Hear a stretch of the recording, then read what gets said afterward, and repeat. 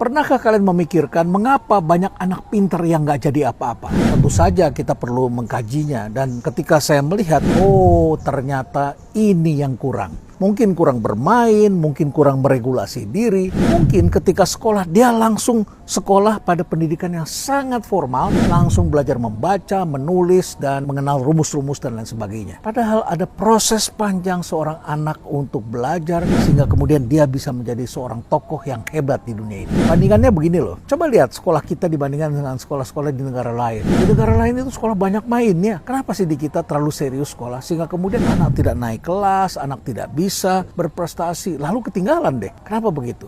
Jawabnya adalah karena di dalam tubuh kita bukan hanya otak yang harus dibangun, bukan hanya otak yang harus dibesarkan, tetapi juga sensori kita harus bisa menangkap informasi yang ada di alam semesta ini. Sensori itu menangkap lewat apa? Melihat melalui mata, telinga, hidung, lidah, kulit kita, dan lain sebagainya. Itu 5, ada 5 di situ, 5 indera. Tetapi selain itu juga ada indera lain yang selama ini belum dikenal. Saya sebutkan tambahannya 2 dulu deh untuk Anda. Yang pertama itu namanya adalah proprioseptif, dan yang kedua itu namanya adalah vestibular. Jadi kita lihat dulu proprioseptif. Ini adalah kemampuan manusia untuk mengendalikan organ tubuhnya.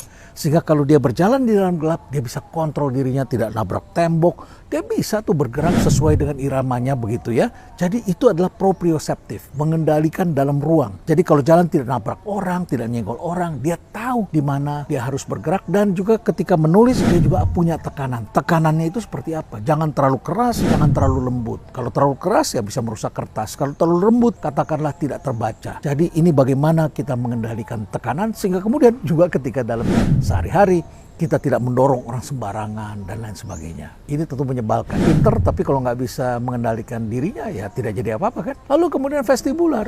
Katakanlah ketika Anda kena vertigo. Bangun pagi itu kan melintir. Waduh, alam berputar begitu cepat.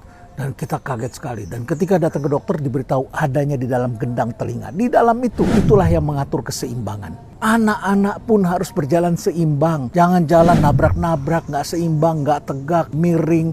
Kemudian ketika baris dia nggak bisa lurus dan lain sebagainya. Anak-anak seperti ini kalau dilatih vestibular dan proprioseptifnya, maka mereka bisa menjadi pemimpin hebat, bisa menjadi penulis yang cermat, menjadi seorang yang merasakan alam semesta, menangkap alam semesta ini dengan lebih baik. Dan kemudian dia bisa konsentrasi. Kalau tidak akan repot, duduk, benda jatuh, tersenggol, tidak konsentrasi dan lain sebagainya. Jadi itulah 2 indera lain yang perlu juga dibangun oleh seorang anak, dan orang tua perlu mengenal ini sedari dini.